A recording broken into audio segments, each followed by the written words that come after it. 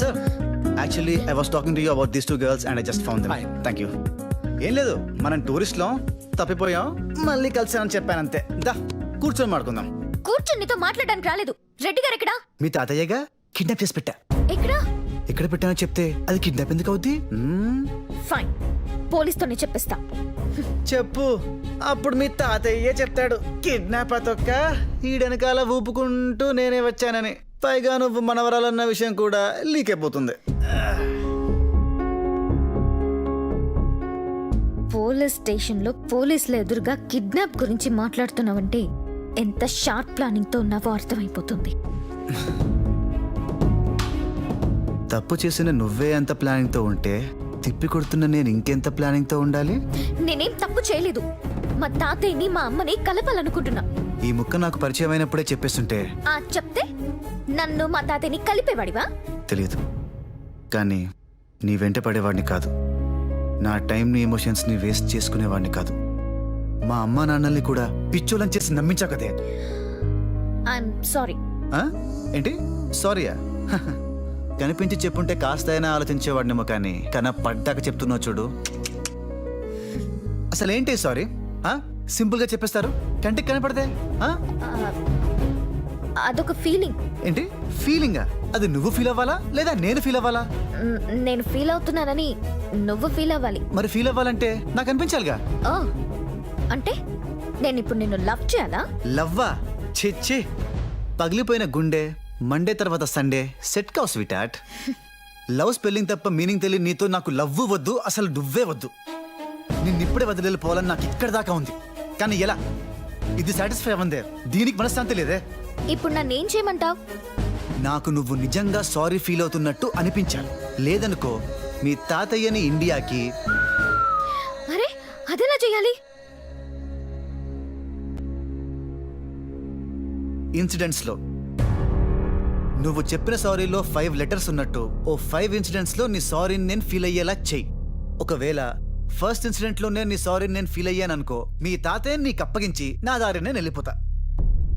లేదనుకో మీ తాతయ్య గురించి మర్చిపో. ఈలోపు తాత ఎక్కడున్నాడో కనిపెట్టేయచ్చు. Okay, I'm ready. Very good, let's begin. సారీలో ఫస్ట్ ఆల్ఫాబెట్ ఎస్. ఎస్ తో నువ్వు నాకు చేయగలిగేది సేవ.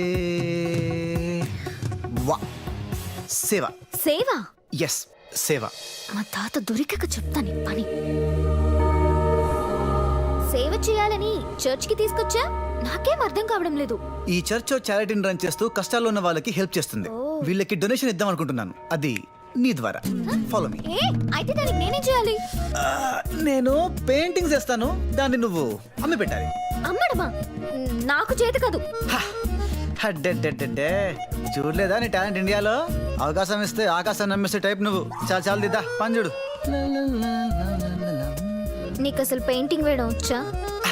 రావాలేంటి? మరేం వేస్తావ్? ఇంకా వేయడం ఏంటి, ఆల్రెడీ వేస్తాను. ఏంటిది? అర్థం కాలేదా? అసలు అర్థం ఉందా? హురే, yes, నాకు మోడర్న్ ఆర్ట్ ఐటమ్ వచ్చేసిందా? అర్థం కానిదే మోడర్న్ ఆర్ట్. దీన్ని నమ్మేసి నన్ను ఇంప్రెస్ చేసేసి మీ తాతయ్యని తీసుకెళ్ళి. ఒలి దుర్మార్గుడా, ఎవడు కొంటాడ్రా? Hello, you want this beautiful painting? You know. Okay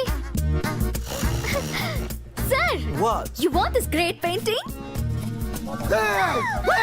What the hell is that? You are just making me want to go away. కొంచెం ఉంటే చంపేసేవాడు. చెత్త painting.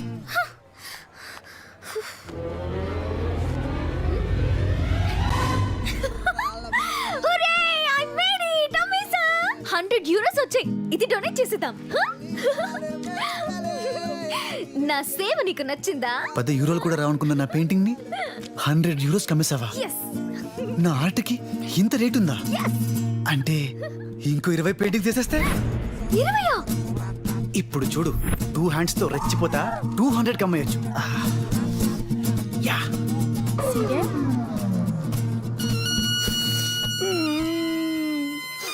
Karma through all the things. Hey, ఏంటను అంటుంది? వాడి పెయింటింగ్స్ అన్ని నువ్వు కొంటావా? మరేం చేయనే, టార్చర్ పెడుతున్నాడు. ఓ పంచే, మన ఊళ్ళందరికీ డబ్బులు ఇచ్చి ఇక్కడికి పంపించు, అన్నీ కొనుక్కొని పొమ్మను. వాళ్ళు నా ఫ్రెండ్స్ అని వీడికి అస్సలు డౌట్ రాకూడదు. సరే.